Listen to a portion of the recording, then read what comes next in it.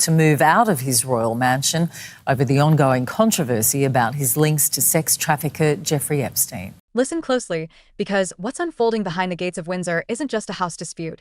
It's the final unraveling of a royal life.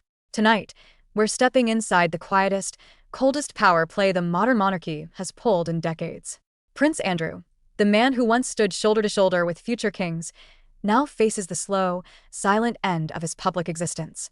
And at the heart of it all is a house, Royal Lodge. Andrew has not been far from scandal for a number of years, but at the moment it has really kicked up a gear.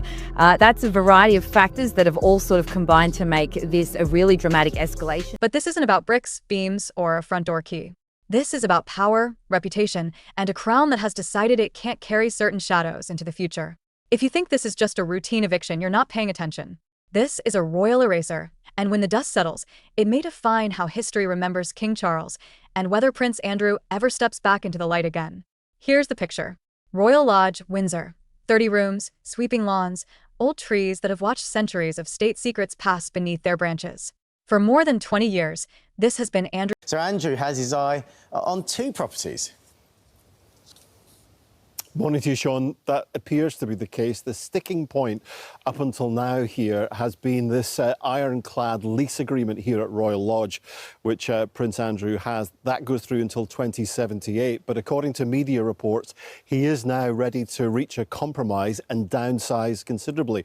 The Sun newspaper reporting this morning that he has a couple of different conditions to leave this Royal Lodge property, one of them being, and perhaps the most significant condition being, according to the Sun newspaper at least, that he has a royal residence for himself, but as does Sarah Ferguson as well. The suggestion being that Andrew is negotiating at the moment to take on Frogmore Cottage, the 5-bedroom cottage formerly the home of Prince Andrew and Meghan, Prince Harry rather, and Meghan, and also wants Adelaide Cottage for Sarah, both properties on the grounds of Windsor Castle. Whatever Andrew's sanctuary, his fortress against headlines, interviews, and the relentless drumbeat of public anger.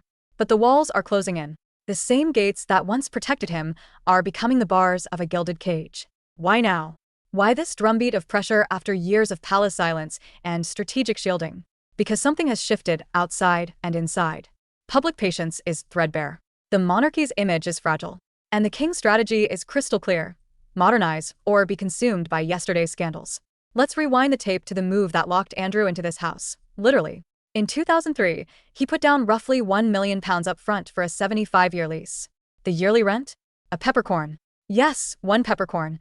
A legal tradition that now plays like a cruel punchline for families counting pennies in a cost-of-living crisis. The optics are brutal: a 30-room mansion, sprawling royal grounds, dedicated staff, effectively for free, while millions struggle. And when optics harden into outrage, even ironclad contracts start to feel like paper in the rain. Here's the legal chessboard. That lease is real, binding, and inconvenient for a crown that wants a clean skyline. Push too hard, and you look like a monarch who tramples contracts. Push too softly, and you look like a monarch who protects privilege. But make no mistake, pressure is power, and the palace has endless ways to tighten the frame without ever touching the lock. Daily phone calls, legal correspondence, meetings that melt patience, minute by minute, a slow drip that turns into a flood. And then there are the symbols, the monarchy's sharpest knives. One day, quiet as a breath, Andrew's banner comes down at St. George's Chapel. No statement, no ceremony, just absence. The kind that speaks louder than any speech. In a world ruled by spectacle, the monarchy still remembers how to whisper and make the room go silent. Inside the palace, the tempo is accelerating. Senior aides meeting aides. Calendars filling with informal check-ins that are anything but. The public drumbeat grows louder. Old interviews become new headlines. Lawyers sharpen their pencils, and somewhere down the corridor, contingency plans sit in folders marked with names only insiders read. The message is unmistakable. The king wants the house back, and with it, control. Control of narrative. Control of image. Control of legacy. Do not underestimate what's at stake for King Charles. This isn't sibling rivalry. It's brand tria. The monarchy he leads must look forward, look responsible, look accountable. Every institution that survives the modern age does so by shedding weight, and Andrew has become the heaviest of burdens. Even Prince William understands the stakes. He's not chasing property, he's protecting the crown's horizon. The condition? Shield Beatrice and Eugenie from collateral damage, because the sins of fathers cannot become the futures of daughters. Still, The chessboard is messy. If Andrew is moved into another grand residence, it reeks of reward. If he stays, it reeks of abdication of responsibility.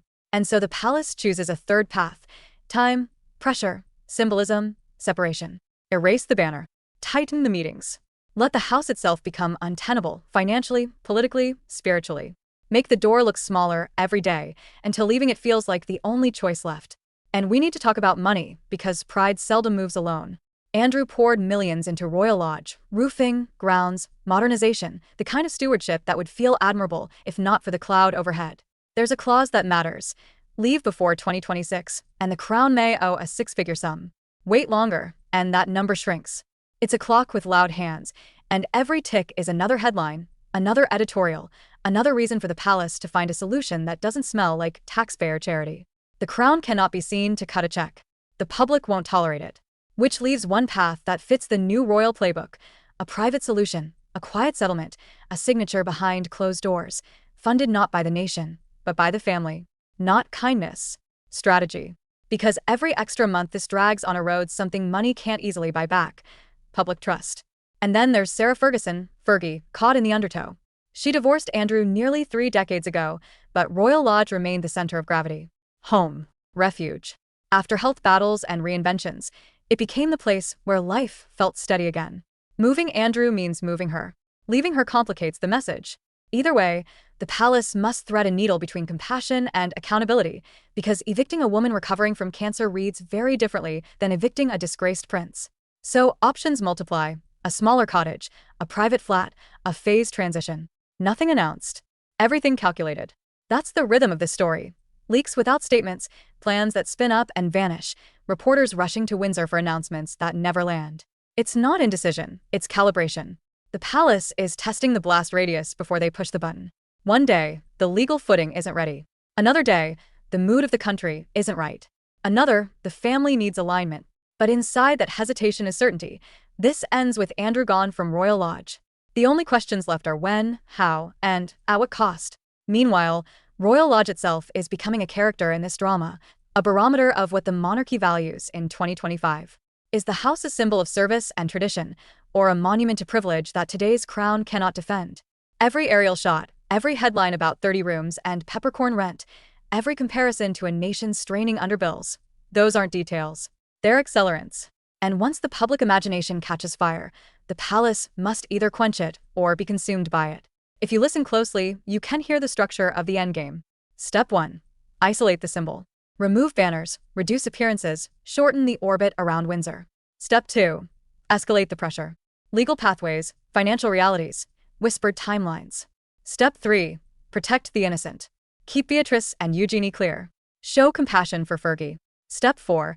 Deliver the resolution quietly, efficiently, and this is crucial, plausibly, deniably.